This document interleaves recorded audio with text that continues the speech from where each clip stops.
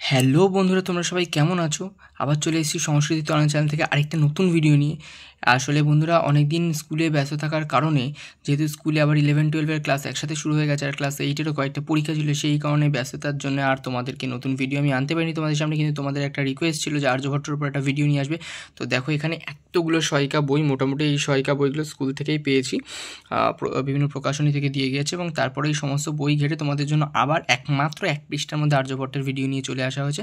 তো দেখো, এই ভিডিওটা আশা করি দেখার পর তোমাদের আর্যভট্ট সম্পর্কে আর কোনো সমস্যা থাকবে না। তো আর্যভট্ট সম্পর্কে যা পরীক্ষায় প্রশ্ন আসতে পারে সেই একটা পেজের মধ্যেই কভার আপ করা হয়েছে। এটা দেখলেই তোমাদের মোটামুটি পরীক্ষা সম্পর্কে একটা সম্পূর্ণ ধারণা হয়ে যাবে, এবং এটা মুখস্থ করলেই তোমরা হয়তো পরীক্ষায় কমন পেয়ে যাবে। তাহলে বন্ধুরা, তোমরা এখানে দেখতেই পারছো আর্যভট্টের ব্যক্তি পরিচয় নিয়ে এখানে চলে আসা হয়েছে, যেখানে 5টি ছকের মাধ্যমে আর্যভট্টের ব্যক্তি পরিচয়কে সম্পূর্ণ তুলে ধরা হয়েছে। এখানে পেশা কী বলা হয়েছে? আর্যভট্ট গণিতজ্ঞ ছিলেন। সময়কাল ছিল গুপ্ত যুগ অর্থাৎ খ্রিস্টীয় 5ম শতাব্দী। জন্মস্থান সম্পর্কে দুটো মতভেদ আছে, একটা হচ্ছে পাটনার কাছে পদ্মপুরে, আর একটা হচ্ছে তার মতামত অনুযায়ী হচ্ছে অসমক দেশে। এবং শিক্ষা জীবন হচ্ছে নালন্দা বিশ্ববিদ্যালয়ে পড়াশোনা করেন এবং পরবর্তীতে এখানে অধ্যাপনাও করেন। গ্রন্থ কি? গ্রন্থ হচ্ছে আর্যভট্টতন্ত্র বা আর্যভট্টীয়, আর এটা হচ্ছে আর্য মহাসিদ্ধান্ত। তোমাদেরকে পরীক্ষা যদি আর্যভট্টীয় দিয়ে দেয় বা আর্যভট্টতন্ত্র দেয়, এই দুটো একই গ্রন্থ, এটা তোমরা মনে রেখে দেবে। আরেকটা যেটা খুব ইম্পর্টেন্ট পার্ট, যেটা আর্যভট্ট থেকে তোমাদেরকে পড়তে হবে, সেটা হচ্ছে আর্যভট্টের যে রচনাবলী। আর্যভট্টের রচনা হচ্ছে রচনা, এখানে এভাবে লিখে দেওয়া হয়েছে সুন্দর করে একটা। তোমাদের দেখো গ্রন্থাবলী কী বলা হচ্ছে?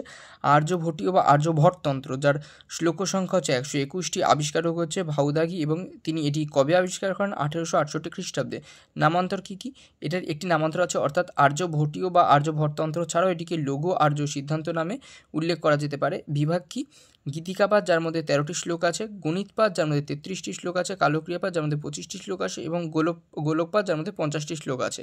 এবং তারপর যেটি আরেকটি তার উল্লেখযোগ্য রচনা, সেটা হচ্ছে আর্য মহাসিদ্ধান্ত, যার শ্লোক সংখ্যা 118টি, যার আবিষ্কারক এখনও জানা যায়নি, নামান্তরও সেভাবে জানা যায়নি। প্রথম অংশ, একে দুটি অংশে ভাগ করা যায়। একটা হচ্ছে প্রথম অংশ, যেটি দশগীতিকা নামে পরিচিত, কারণ এখানে 10টি শ্লোক আছে এবং এটা গীতিকা ছন্দে রচিত। এবং দ্বিতীয় অংশ কি? আর্যাষ্টশতক, যেটা 108টি শ্লোক এবং আর্যা ছন্দযুক্ত।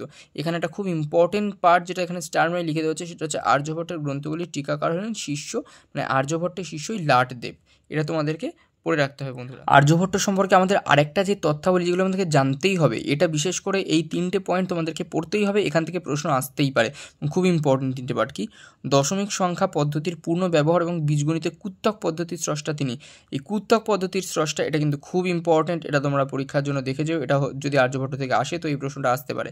আর তার দুটি বিখ্যাত মতবাদ কি? পৃথিবী সূর্যের চারিদিকে ঘোরে এবং আহ্নিক গতিতত্ত্ব।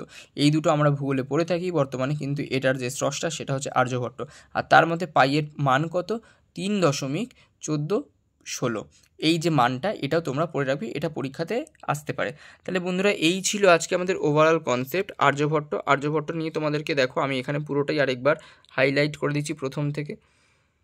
এই হলো কি আর্যভট্ট। তোমরা হয়তো বন্ধুরা ভাবো যে ভিডিওগুলো আনতে আমার এত দেরিটা হয় কেন। দেখো, এখানে এতগুলো সহায়িকা বই রয়েছে, আরও রয়েছে কয়েকটা বই, যেগুলোকে আমি এখন তোমাদের সামনে তুলে ধরিনি।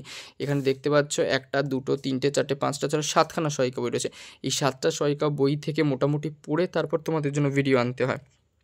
তাহলে আমি যখন তোমাদের জন্য এত খাটছি বন্ধুরা, তোমরাও যদি আমার চ্যানেলটার ভিডিওগুলো তোমাদের পছন্দ হয়ে থাকে, তাহলে অবশ্যই আমার এই ভিডিওটাকে লাইক করে বন্ধুদের মধ্যে শেয়ার করবে, যাতে ওদেরও পড়তে সুবিধা হয়, এবং চ্যানেলটা সাবস্ক্রাইব করে রাখবে, যাতে এরকম আরও ভিডিও পরবর্তীতে তোমাদের কাছে সবার আগে পৌঁছায়। তাহলে বন্ধুরা, আজকে এই পর্যন্তই। ভালো থেকো সবাই, দেখা হচ্ছে নেক্সট ভিডিওতে।